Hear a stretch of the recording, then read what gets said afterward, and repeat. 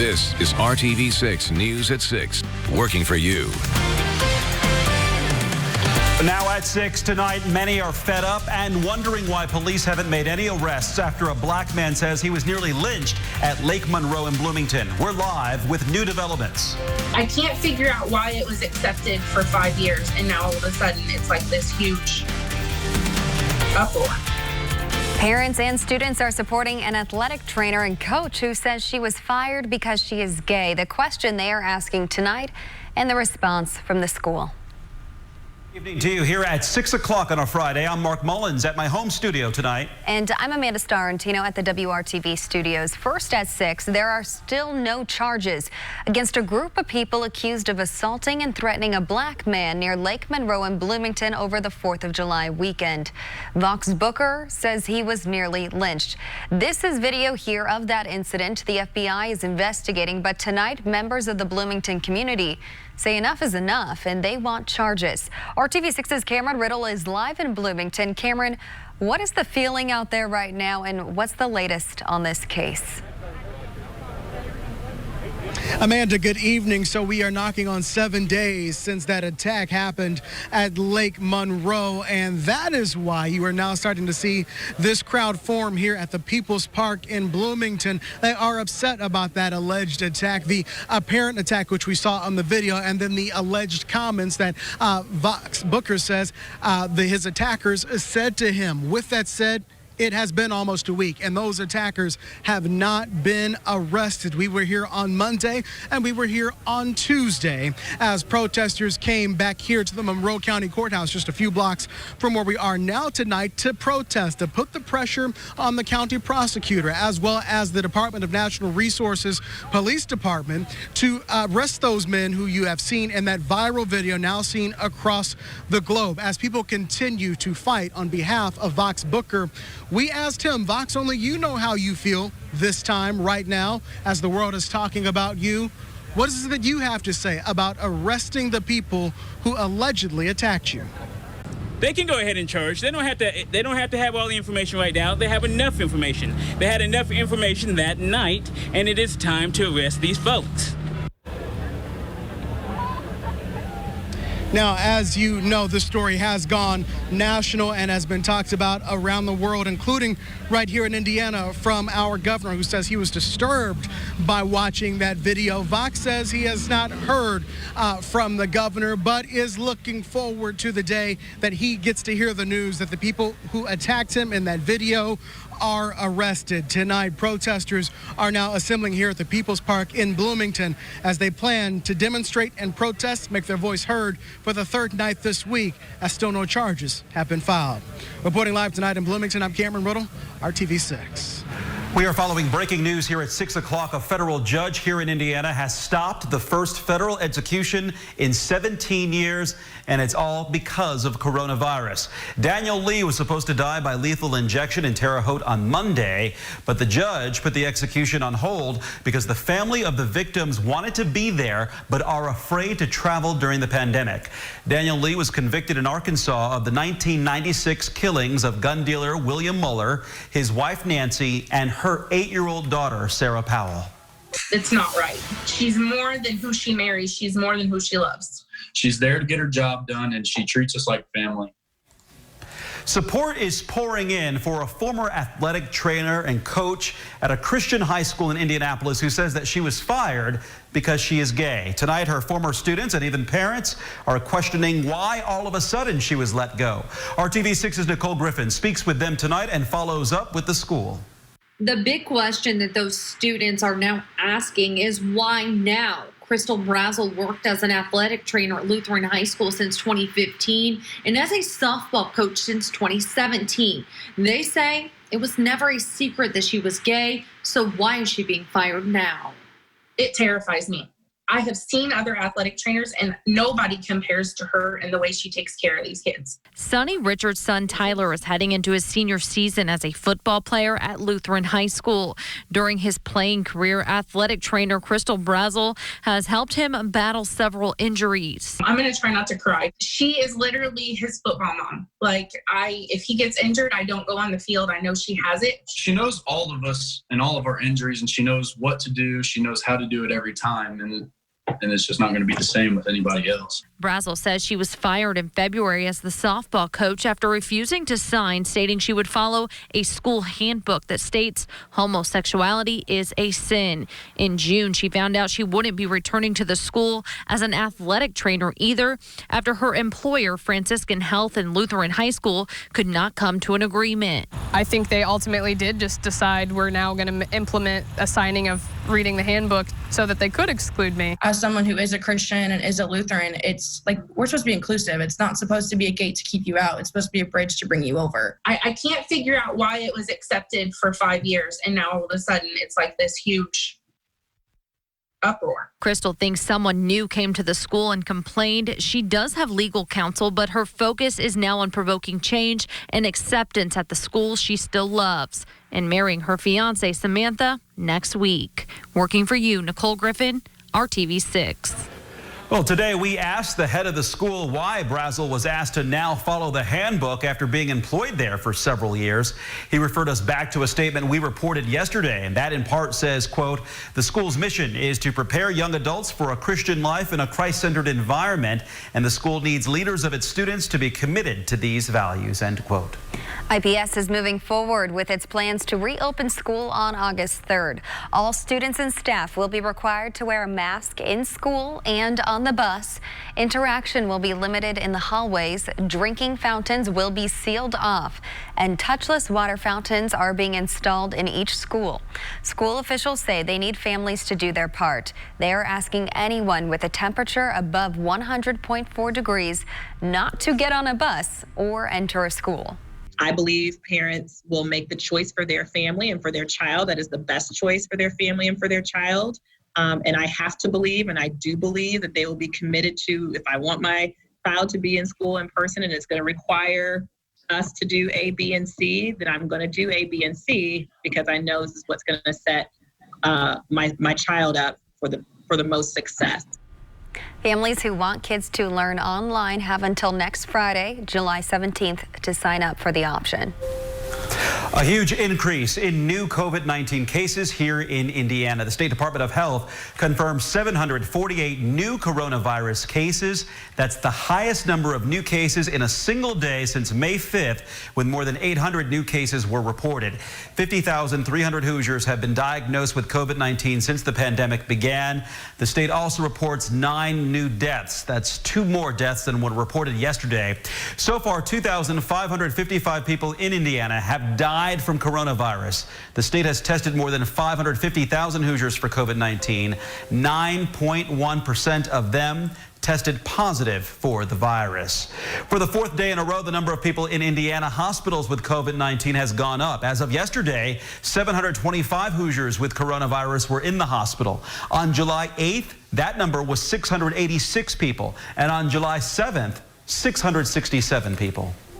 4 kids are dead after a semi-truck driver who is suspected of having drugs in his system crashed into the back of a car. Now, this happened last evening on Interstate 70 in Wayne County near the Cambridge City exit. State police believe the semi-truck did not slow down when it came upon slowed traffic near a construction zone and slammed into the back of a car, pushing it into another semi. Witnesses told the Wayne County Sheriff's Office that the driver of the semi was driving in a quote, erratic manner before the crash. State police say a passerby was able to pull the driver of the car out of the vehicle, but 4 children inside the car were all pronounced dead at the scene.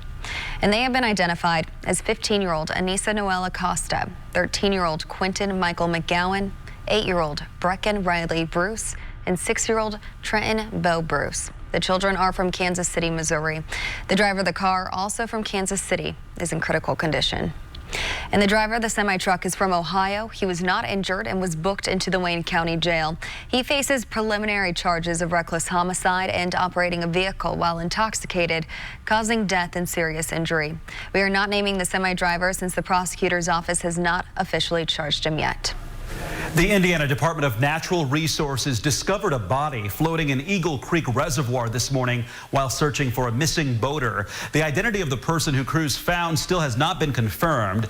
DNR has been searching the water since Wednesday for a man who fell out of a paddle boat when a gust of wind blew it over. This is video that we're showing you from Wednesday's search. A woman in the boat made it to safety, but the man was not found. Again, new developments today. DNR has found a body in Eagle Creek Reservoir, but that person's identity hasn't been released. We don't know if it's the boater. We will bring you any updates that we get on the IndyChannel.com and at the RTV6 app. In Democracy 2020, Todd Rokita has been nominated by the Indiana Republican Party to be the nominee for Indiana Attorney General in 2020.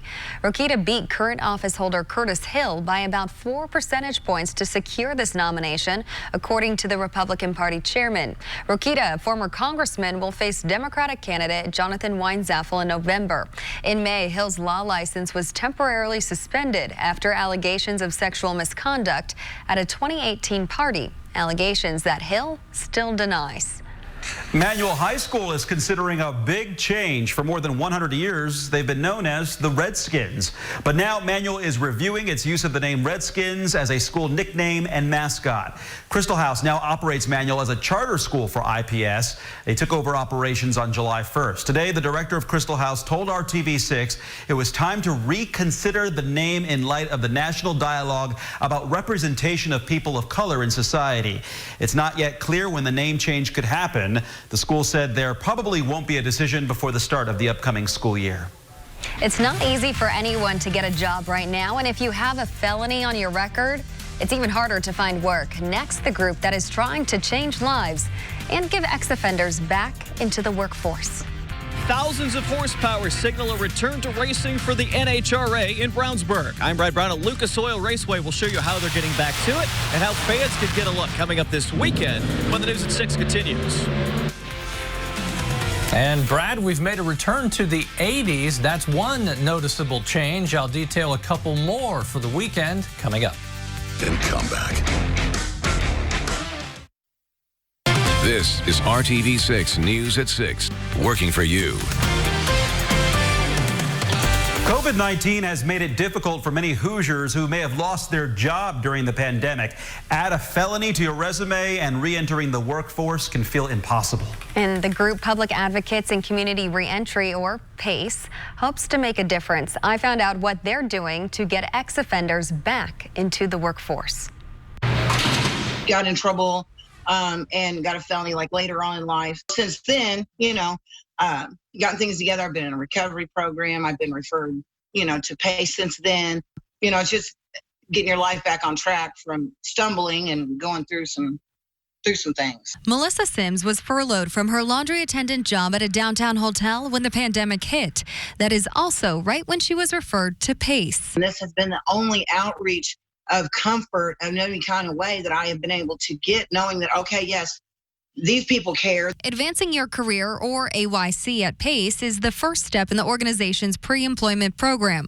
Behind those calls are Yvonne Smith, the Director of Employment Services. The people that we serve are always the underdogs. They're the ones that's always underserved.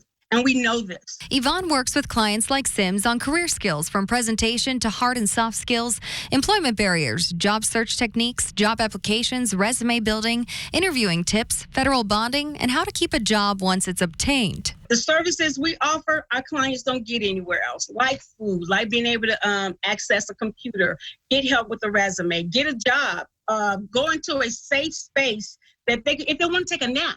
If they want to just watch TV and not be threatened by using, we have those spaces available. That's who we are. That's what we do. PACE never closed their doors during the pandemic, but they did adjust to a virtual service format, which has made their tools more accessible to their clients. We're still doing what we've always done. It's just that now we've taken a little bit of the lemon and made PACE lemonade.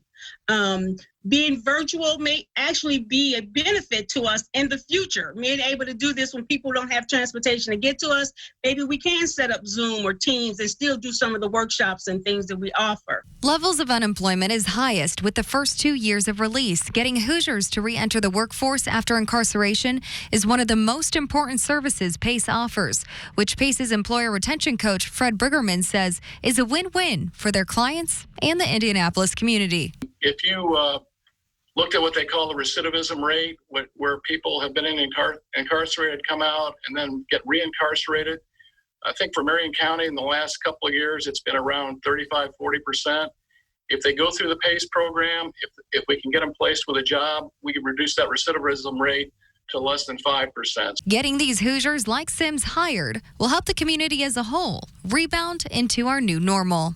Accessing this type of it, a lot of people don't know about it, about anything that's out there. And they are able to connect us with the people that are there. Without them, I'm telling you, I don't know. I really don't know where I'd be right now. And PACE is asking for monetary donations to help with access to computers to continue their virtual services. They also need donations for transportation and work essentials for their clients. Employers wanting to partner with PACE are asked to reach out to the organization. Kevin.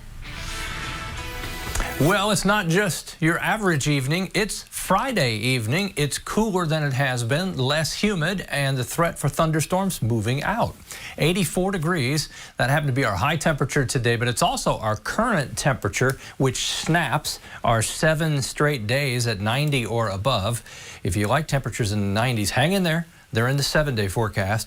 82 in Muncie. That's the coolest right now with Columbus. Cooler in eastern Indiana, where the cloud cover's been slower to break and you've had more recent rain. Western Indiana a little warmer. Anywhere in the metro, temperatures low to mid 80s. The breeze is nice though, at times a little strong. We've had winds gust over 30 miles per hour. They'll stay 20 miles per hour or so overnight, and the sky will gradually clear. Any of the cumulus clouds you see now should not build into any thunderstorms.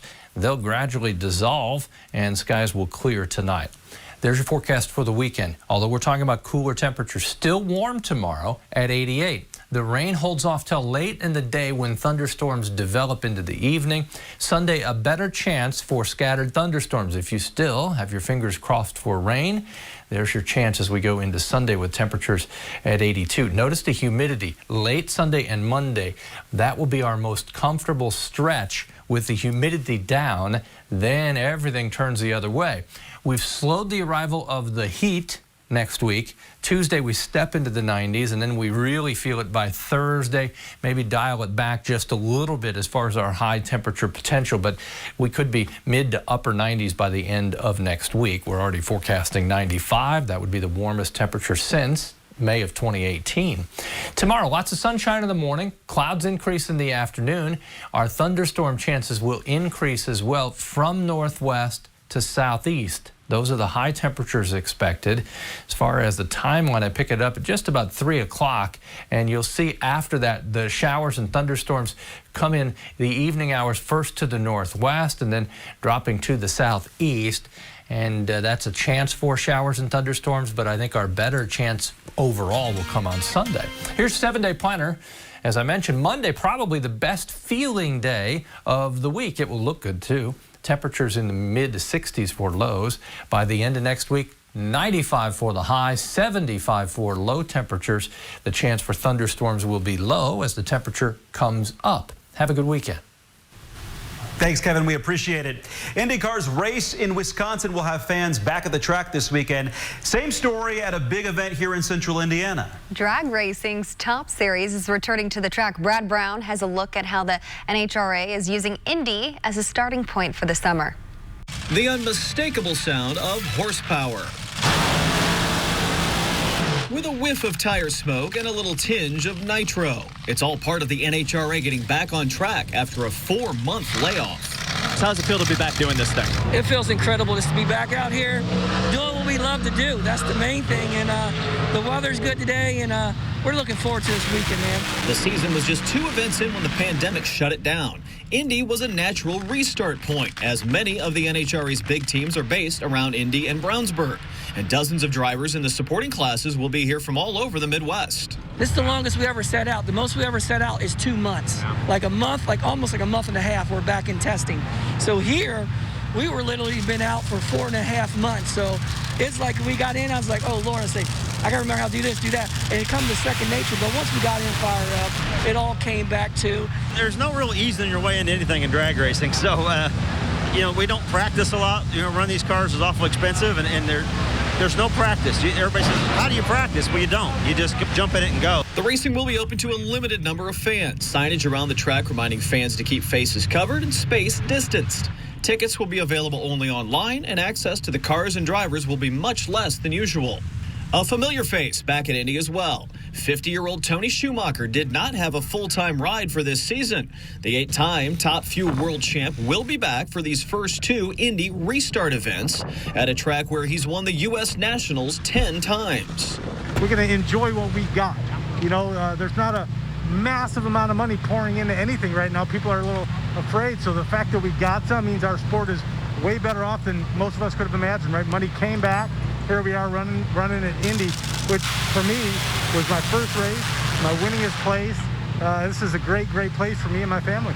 They'll do it all here again next weekend with a second opening event for this NHRA restart. They'll pick up their regular schedule again 2 weeks after that in Seattle. And if everything goes as scheduled, they'll be back here Labor Day weekend for the annual U.S. Nationals, the biggest event on the drag racing calendar. We're looking forward to this weekend, man. We've been out 4.5 months, and I'll tell you what, man, I got back in the car. It's almost like a duck taking the water, man. I thought I was going to be itchy, nervous, and all that stuff, but once we fired up, we were ready to go. But make no mistake, any racing is a good thing right now. So they'll point it straight and go fast, hopefully for weeks to come. At Lucas Oil Raceway, Brad Brown, RTV6 Sports. We're keeping you safe at iuhealth.org.